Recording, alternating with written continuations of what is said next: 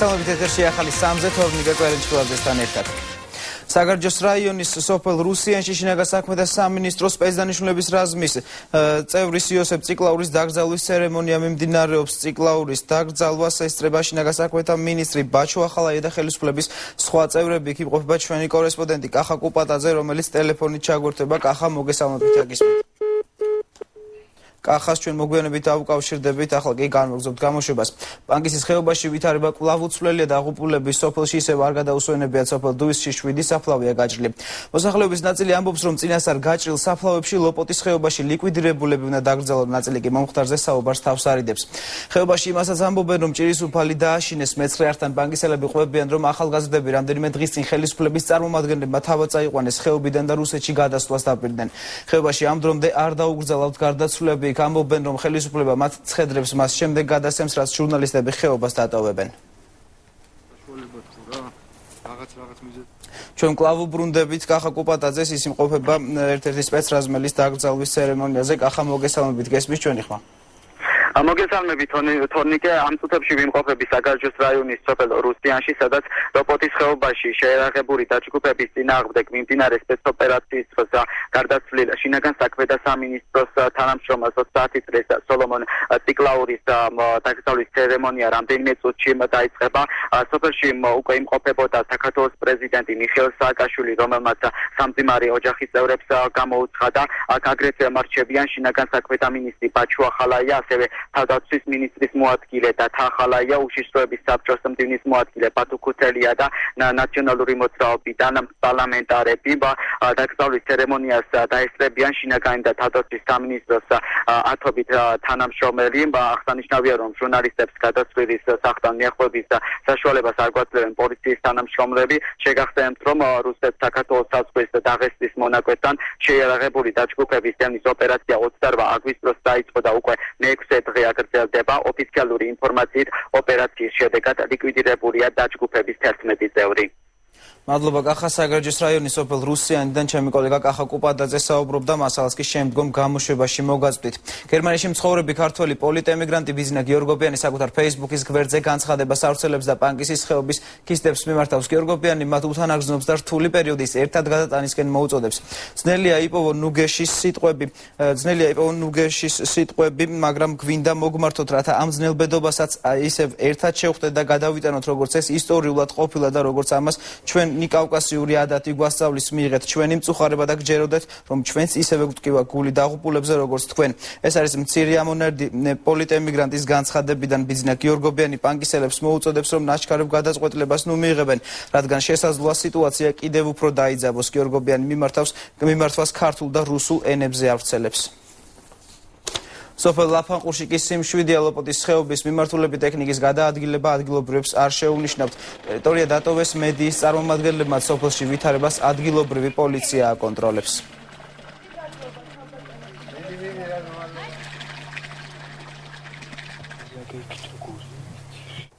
ლოპოტის სპეცოპერაცია სტატიას New York Times-ი უძღვნის. სტატიაში დეტალურადაა აღწერილი ხეობაში განვითარებული მოვლენები. დიდი რაოდენობით ტყვია წამალი, ჭოგრიტები, ყურანის ასლები, ნაღმტყორცნები და რუქები. ავტორი შინაგან საქმეთა სამინისტროს მიერ გავრცელებულ ვიდეო მასალაზეც ამახვილებს ყურადღებას. სტატიაში საუბარია პრეზიდენტის განცხადებაზეც, რომელიც მიხეილ სააკაშვილმა ოპერაციის დასრულების შემდეგ გააკეთა.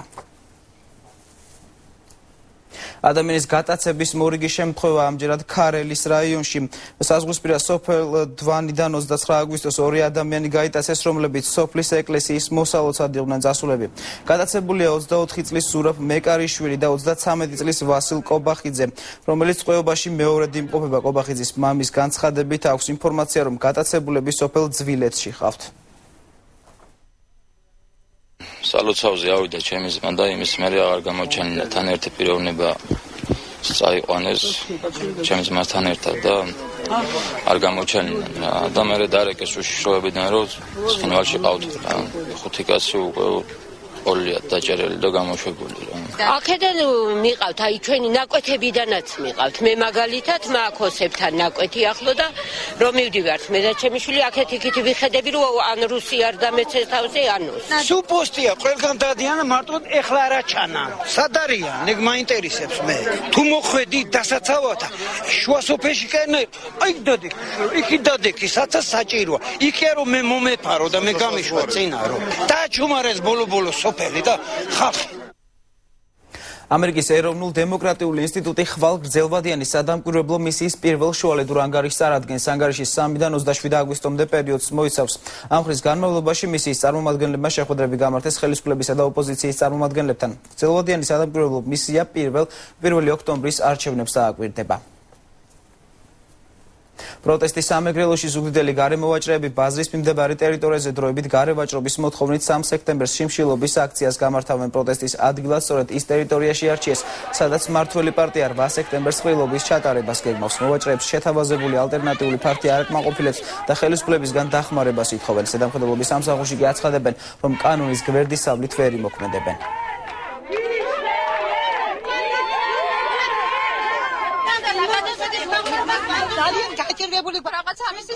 მარიამობა ჩაგიმტარეს, სკოლა ჩაგიმტარეს. ჩვენ ცენტრად კი არ ზიართ, ჩვენ მივარდით ადგილად, მაგრამ ის ადგილი ვიღაცის კერძო ინტერესები ტრიალებს. ოდა ქიქავა, აგერ არის უცხარი მე ამათ პრეზიდენტად დავიწერ, ყველა აქციას ვაწყდა ვიშიმშილებ. თავის შეურაცხყოფილად მიმაჩნია ხელზე დაკავებული რომ დავდგე, მაგრამ სხვა გამოსავალი არ მაქვს. ალტერნატივა რაც გამოგვიძებნეს ის რომ კარგი ყოფილიყო, ჩვენ ყველა იქ დავდგებოდით.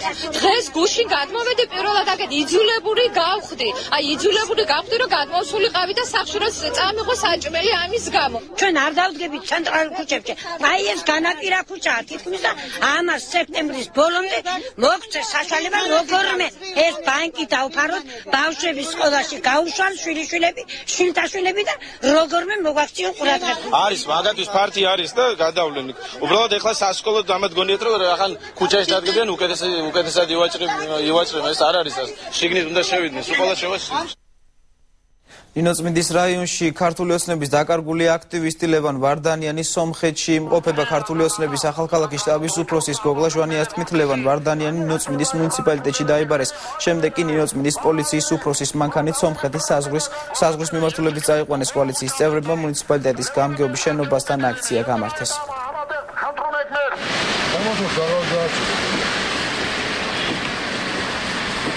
მითხრეს რომ გამგეობასთან შეკრებილია პოლიციის უშუალოების მანქანები, ადგილობრივი რაიონის ხელმძღვანელობის მანქანები. ავემართე აღნიშნულ ადგილას და რამდენიმე წუთში როცა მე იქ მივედი, ეს ადამიანი გამოიყვანეს შენობიდან და ჩასვეს ჯიპის მარკის ჰუნდაის მარკის მანქანაში, ჯიპში, რომელიც გაიმართეს სომხეთის საზღვრის მიმართულებით.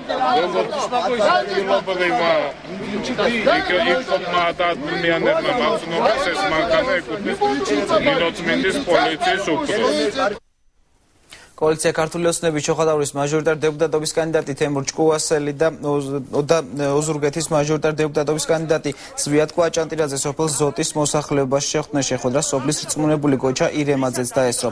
ირემაძის განცხადებით ზოჩი ყველა პრობლემა მოგვარებულია.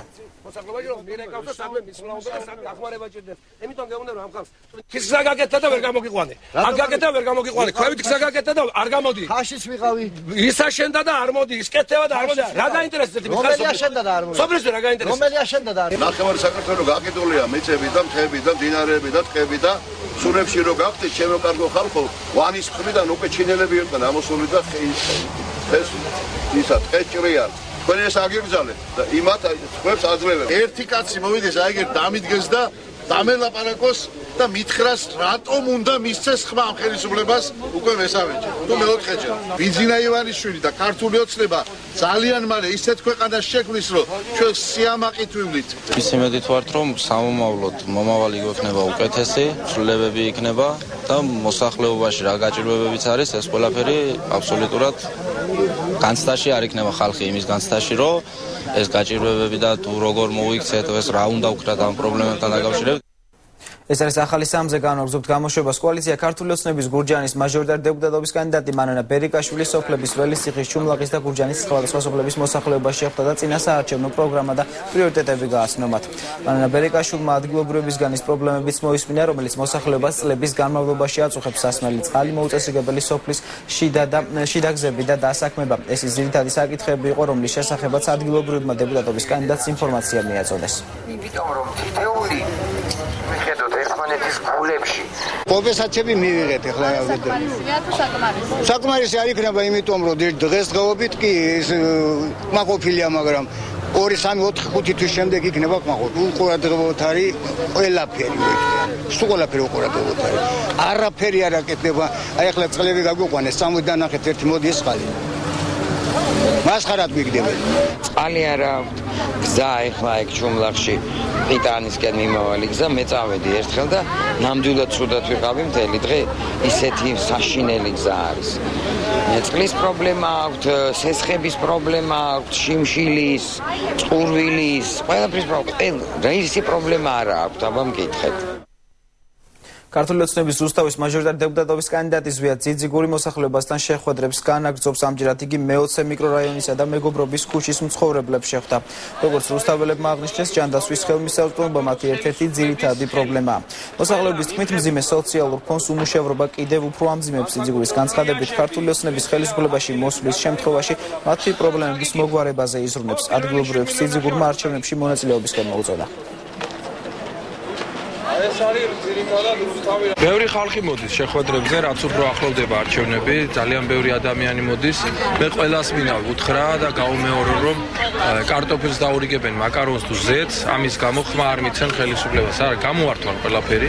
ეს არის მათი ფულით შეძენილი პროდუქტები, ეს არის მათი ფულით შეძენილი რაღაც სიკეთეები. და რაღაცას ახალს მოვიდა, ჩვენები აუცილებლად უნდა იყოს სიკეთისაკენ, მხოლოდ სიკეთისაკენ. ხვალინელი საქართველო უნდა იყოს ბედნიერი და გაწყინებული.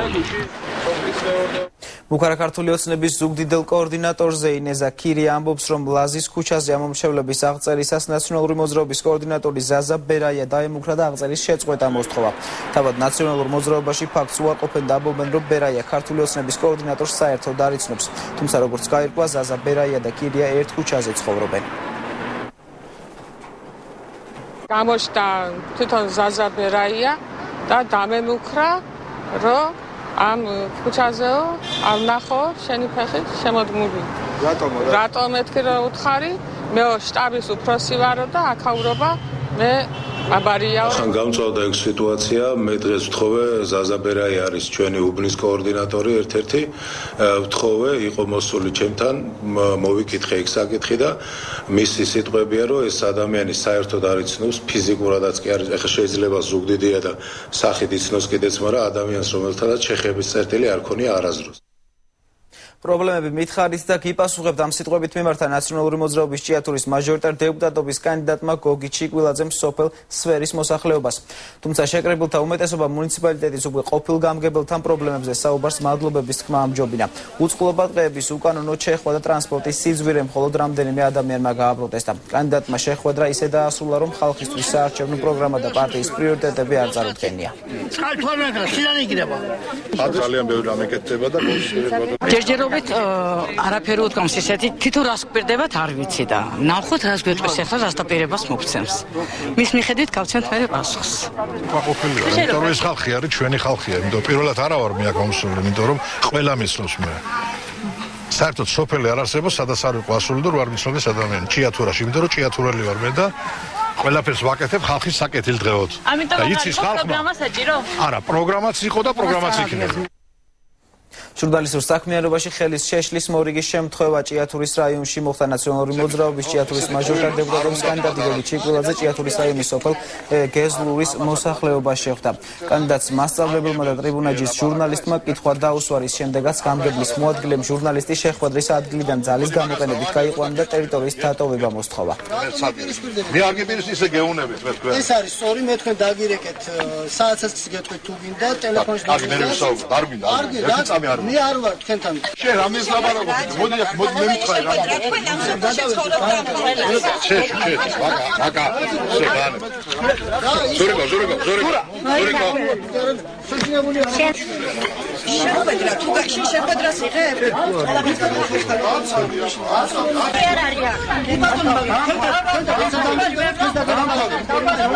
ეხლა მე როგორც დეპუტატობის კანდიდატი შესაძლებელია ამ წუთში გაიგე მე ვერაფერი ვერ დავპირდე ისეთი ადამიანს, მაგრამ იმიტომ იმის უფლებაც არ მაქვს, მე რომ რაღაცეები ისე შევკვიდე. ერთადერთი შემიძლია აი ეს კურსი მე რომ გამგებლობის პერიოდში ვიყავი, რასაც უკეთებდი ხალხს, აი შემიძლია იმ შემთხვევაში თუ მე ხარს ანიჭეს ხალხი, იმ შემთხვევაში იმაზე მეტი გავაკეთო, რასაც ვაკეთებდი აქამდე მეორე წელს განმავლობაში. ბატონი გოგი არის ცუდად ინფორმირებული, მე მას როგორც ტრიბუნალის კორესპონდენტმა ზემო იმერეთში დაუსვე შეკითხვა, თუ რა ნიშნით გადანაწილდა ჰუმანიტარული პუნქტი. და მითხრა რომ რა თქმა უნდა ეს იყო მისი მხრიდან ირონიული, ალბათ თვლიდა რომ ირონიული იყო, თუ მიიღეს ნაციონალების ხარდამჭერი.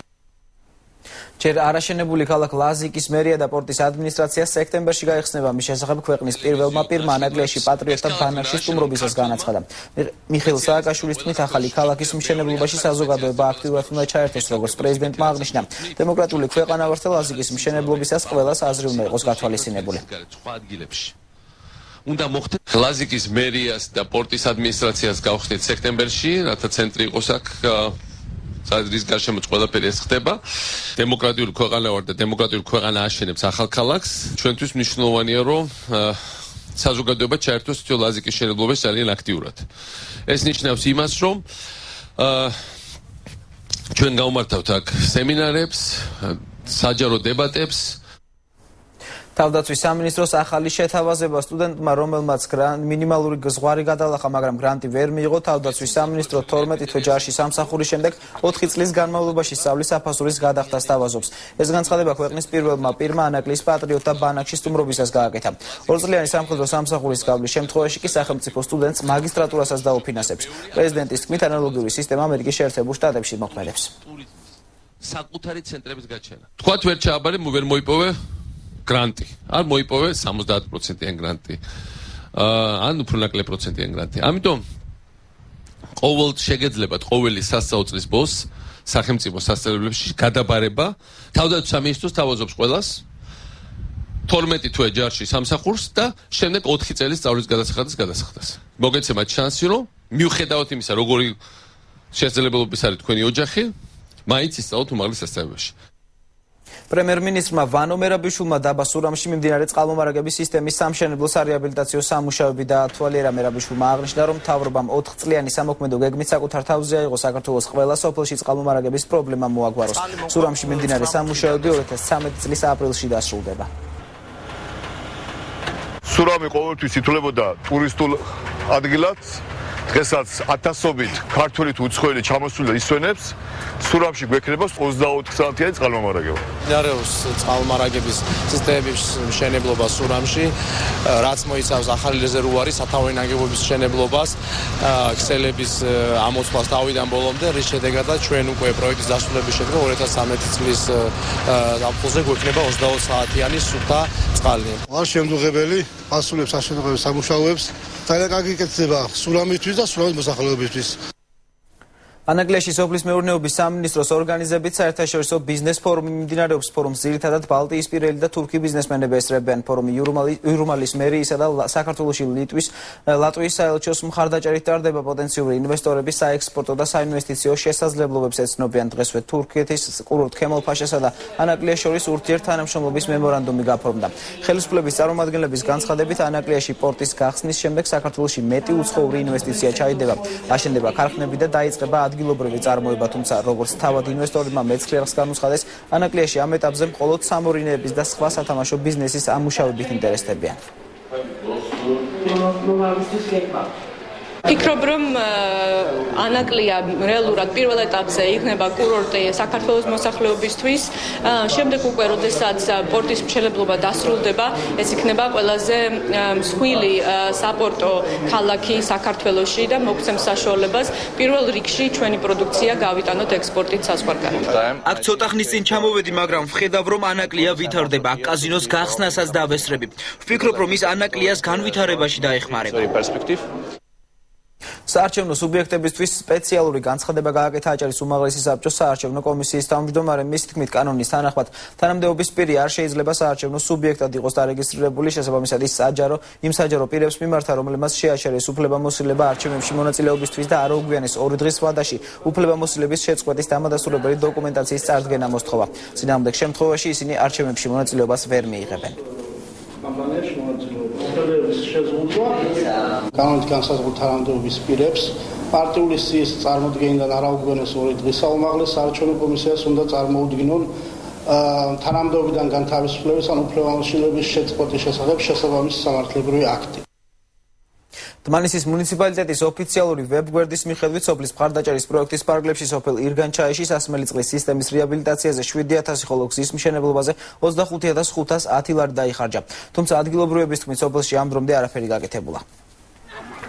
ამ გზის რეაბილიტაციაზე 2011 წელს 25,510 ლარი დაიხარჯა. დმანისის მუნიციპალიტეტის ოფიციალური ვებგვერდის მიხედვით, სოფლის მხარდაჭერის პროგრამის ფარგლებში დმანისის რაიონის სოფელ ირგანჩაიში სასმელი წყლის რეაბილიტაციისა და მისასვლელი გზის შეკეთების პროექტები 2011 წლის 1 ნოემბერს დასრულდა. თუმცა ადგილობრივები ამბობენ, რომ სოფელში არაფერი გაკეთებულა. Вот у нас нет никаких дорог. გზა არ გვაქვს, ტრანსპორტი არ მოძრაობს, სოფლიდან რაიონში ვერ მივდივართ, წყალიც არ გვაქვს. სოფელში წყალი მხოლოდ 3 ადგილას მოდის. Почему не делают? რატომ არ მოვიდნენ და არ გააკეთეს გზა? აქ შეხედეთ როგორი ანტისანიტარიაა. ოფიციალური ინფორმაციით 7,000 ლარი დაიხარჯა სასმელი წყლის რეაბილიტაციაზეც. თუმცა დმანისის ინფრასტრუქტურისა და ეკონომიკური განვითარების სამსახურის უფროსის თამაზ ადუაშვილის განმარტებით, დმანისის სასმელი წყლის რეაბილიტაციის პროექტი არ განხორციელებულა. მაგაზია შემიძლია გიფასუხოთ, იმიტომ რომ მანწყლის სისტემის რეაბილიტაცია არ გაკეთებულა, თქვენ არასწორი ინფორმაცია გაქვთ და გაკეთდა გზის მონაკვეთი სოფლის პროგრამით. ადუაშვილს არ დაუკონკრეტებია მუნიციპალიტეტის რომელი გზის მონაკვეთის მშენებლობისთვის დაიხარჯა 25,510 ლარი. გზის მშენებლობაზე მომუშავე ადამიანები ამბობენ, რომ გზის რეაბილიტაცია დმანისში 1 თვის წინ დაიწყო. ერთი თვის წინ? აქ იყო გზა, გასასწორებელი. მეცხრე არხთან კომენტარზე უარი თქვა დმანისის გამგებელმა. ბატონო თენგის. არ გინდათ ჟურნალისტი და გაესაუბროთ? დახარჯული თანხების მიუხედავად სოფელ ირგანჩაის მაცხოვრებლები მოუწესრიგებელი ინფრასტრუქტურისა და მძიმე სოციალური პირობების გამო ჩივიან და მთავრობას ყურადღების მიქცევას თხოვენ. ერევანში უნგრეთის საელჩოსთან გამართულ აქციას სოლიდარობა თბილისში მცხოვრებმა ეთნიკურმა სომხებმა გამოუცხადეს. აქციის მონაწილეები სერჟ სარქსიანის გადაწყვეტილებებს მიესალმებიან უნგრეთთან დიპლომატიური კავშირის შეწყვეტის შესახებ. მათ საელჩოსთან იმ დაღუპული ლეიტენანტის სურათიც მიიტანეს, რომელიც 2004 წლის თებერვალში უნგრეთის აზერბაიჯანის არმიის ოფიცერმა რამილ საფაროვმა მოკლა. ბუდაპეშტის პირველი ინსტანციის სასამართლომ საფაროვს სამუდამო პატიმრობა მიუსაჯა. გადაწყვეტილება უცვლელი დაატოვა სააპელაციო სასამართლომაც, თუმცა 31 აგვისტოს რამილ საფაროვი აზერბაიჯანში იქნა ექსტრადირებული. ილჰამ ალიევმა კი ის შეიწყალა. აქციის მონაწილეების თქმით, უნგრეთის მთავრობამ ამით სერიოზული შეცდომა დაუშვა. Венгерское правительство совершило უნგრეთის მთავრობამ სერიოზული შეცდომა დაუშვა, რამაც შეიძლება უმძიმე შედეგებამდე მიგვიყვანოს. თურმე შეიძლება თავისუფლად მოკლა მძინარე ადამიანი და ამით გმირი გახდეს. კაცობრიობას კანონი იმისთვის არ გამოუგონებია, რომ ასეთ იაფასიანი მეთოდით გაიყიდო ადამიანი და მთელმა ქვეყანამ ღირსება დაკარგოს. დღეს უნგრეთი ფაშისტური რეჟიმის დამცველად მოგვეკვირდა. სრულიად საქართველოს კათოლიკოს პატრიარქმა უწმინდესმენდა უნდარ ესმაილია მეორემ კურთხევის მნიშვნელობაზე იქადაგა, როგორც პატრიარქმა დღევანდელ საკვირაო ქადაგებისას ბრძანა კურთხევას აქვს ძალიან დიდი ძალა, რადგან ამ დროს უფლის მადლი გადმოდის ადამიანზე და იგი იცვლება. უწმინდესის თქმით, ადამიანმა უნდა იცოდეს, როგორ შეხვდეს კურთხევას. პატრიარქის განმარტებით ძალიან დიდი მნიშვნელობა აქვს იმასაც, თუ ვისი საშუალებით გადმოეფრქვევა მადლი. უწმინდესმა მრევლს მოუწოდა სამუელ წინასწარმეტყველის ხსენების დღესთან დაკავშირებით სთხოვონ წინასწარმეტყველს, რომ მისი მეოხებით გადმოვიდეს ქართველ ერზე მადლის სულისაწმინდისა.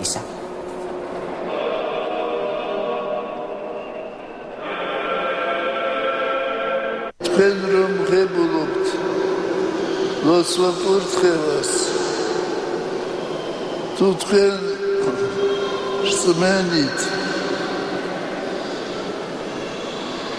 სიყვარული თანდაბლობით იღებთ ამას, ეს კურთხევა მოქმედებს და მოაქვს საოცარი შედეგები.